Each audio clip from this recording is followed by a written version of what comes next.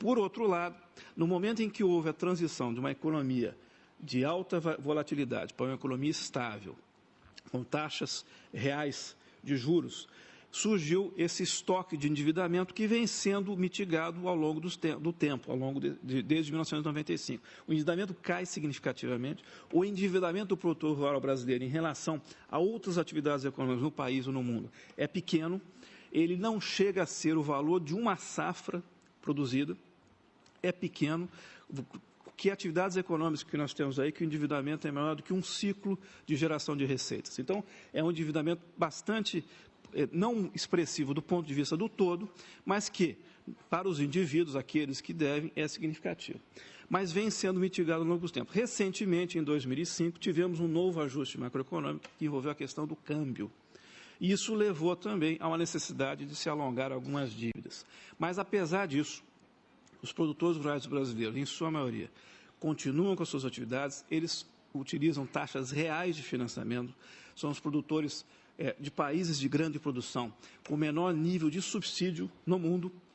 Nada obstante isso, conseguem gerar os excedentes, conseguem se manter na atividade e promover a absorção de tecnologia e seguir à frente com suas atividades. Uma questão que tem surgido nos últimos anos é a da dependência de fertilizantes. O país depende de alguns fertilizantes. O governo brasileiro está implementando ao longo deste ano e do próximo um programa com relação aos 3 principais nutrientes que o Brasil precisa importar. A expectativa é que no intervalo de 5 a 10 anos o país consiga autonomia em relação a esses macronutrientes. A outra questão que ocorre é que há necessidade dos produtores ganharem escala. No sul e no sudeste do Brasil, isso se fez por intermédio de cooperativismo e associativismo. Nós temos um sistema cooperativista muito forte, sadio, bastante organizado, eficiente no sul e sudeste, rivalizando com as grandes empresas internacionais e nacionais e realmente contribuindo para que haja agregação de valor e transferência de renda do segmento de comercialização da produção para o produtor rural brasileiro. E uma questão que tem surgido nos últimos anos é a questão do produtor passar a utilizar mecanismos de gestão de risco da sua atividade. Nos últimos anos, até foi uma das principais ações da gestão do ministro Roberto Rodrigues, o seguro rural no Brasil vem crescendo bastante.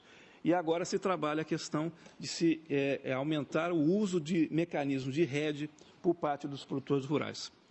Aqui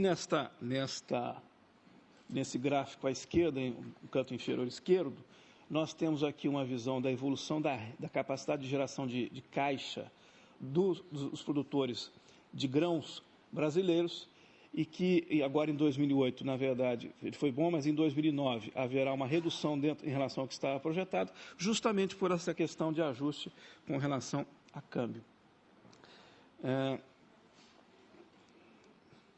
Isso aqui já deve ter sido mostrado, a importância que o agronegócio brasileiro tem para o país.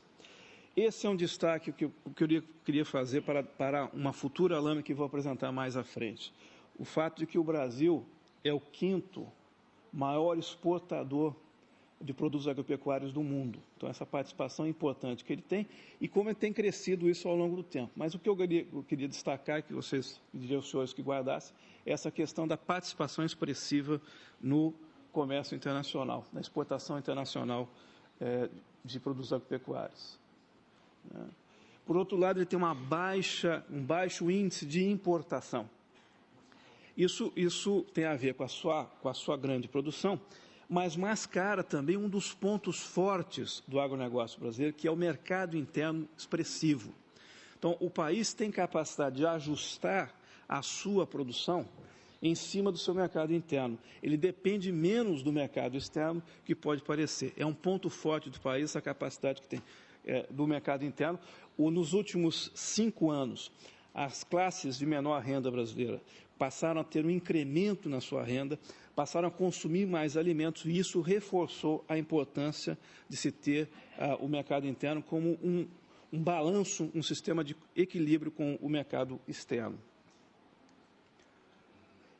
Aquela questão que eu coloquei anteriormente, o Brasil ser o 5º maior exportador, eu queria utilizar para reforçar esta informação aqui, que o Japão é apenas a destina de apenas 3% das exportações brasileiras. E no ano anterior, em 2007, também 3%. Ou seja, existe um imenso espaço para se crescer nas relações comerciais, no que se refere a produtos agropecuários, entre o Brasil e o Japão. Precisamos procurar cada vez mais superar essas questões. E envolve muito a questão de se criar confiança nas relações comerciais.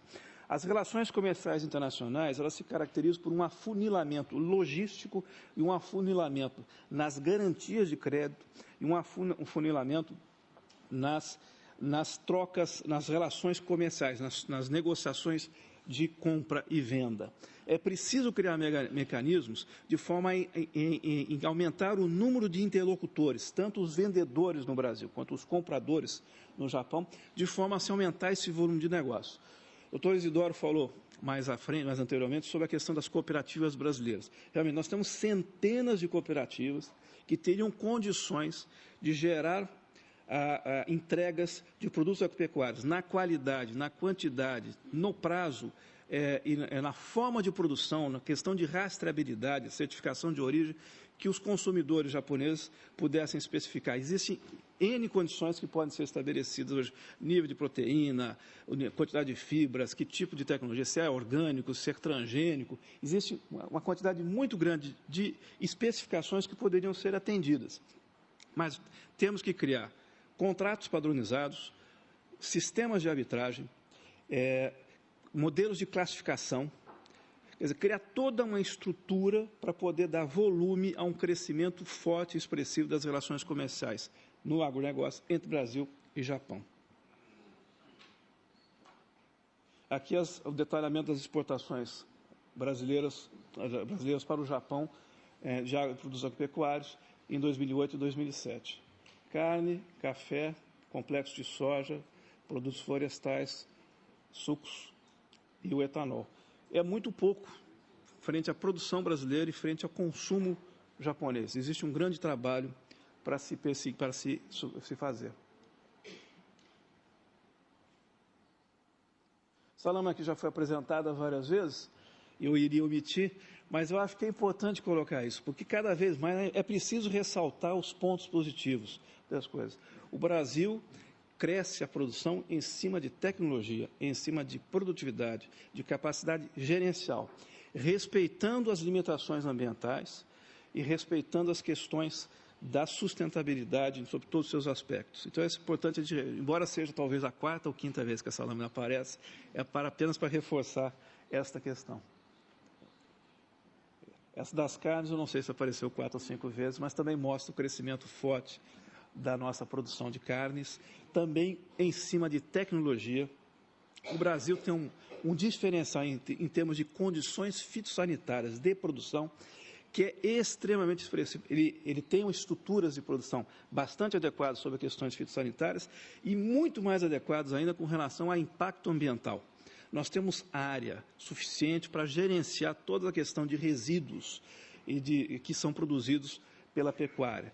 Então, tecnologia e capacidade de utilizar essa tecnologia.